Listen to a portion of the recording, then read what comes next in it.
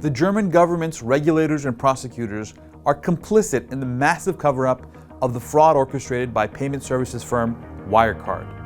At one point, Germany's most valuable bank, Wirecard fooled German banking regulators, the financial watchdog, and auditors by cooking its books and lying to investors for years.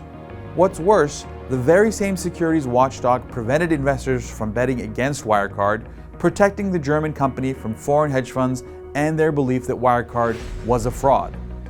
German prosecutors also protected Wirecard by investigating two journalists that uncovered its fraud as Germany's Financial Supervisory Authority filed a criminal complaint against them. Wirecard, meanwhile, had these journalists, among others, hacked and put under surveillance for years. How is such a major scandal possible in the heart of Europe? I'm Taha Arvas, and I'll tell you how in brief.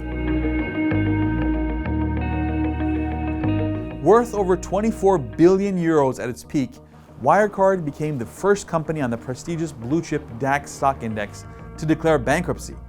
It's known for processing credit card payments, wire transfers, and ironically, providing fraud protection services for its clients.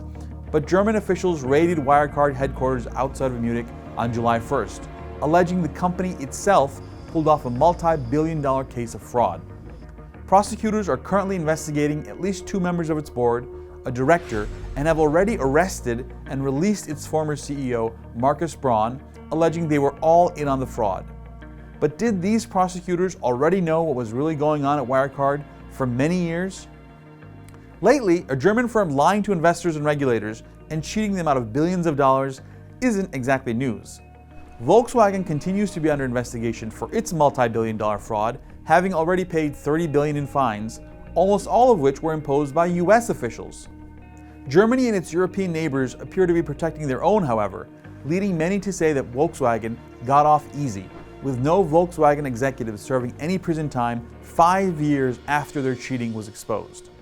The Wirecard case appears to be no different, with the German government actively trying to keep the fraud hidden as long as possible. In January of 2019, the Financial Times reported what many were saying for years: Wirecard was a fraud. It inflated revenues, fabricated major deals, and lied about how much cash it actually had. Wirecard actually sued the Financial Times, and Germany filed a criminal complaint against its journalists. In the meantime, its auditor, Ernst & Young, verified for many years that the company had over 1.9 billion euros in cash in banks in the Philippines, until an independent investigation by rival auditing firm KPMG revealed the money never existed. For its part, Ernst & Young blames Wirecard for an elaborate and sophisticated fraud, even while it admittedly never checked to make sure the money was there before confirming the balances in its audit. Today, investors are out billions, with Wirecard stock down 98%. The most valuable asset Wirecard now has, ironically, is the potential rewards it will collect from litigation against Ernst & Young for accounting malpractice. In the Wirecard case, it's clear that investors and the public were failed by nearly everyone involved.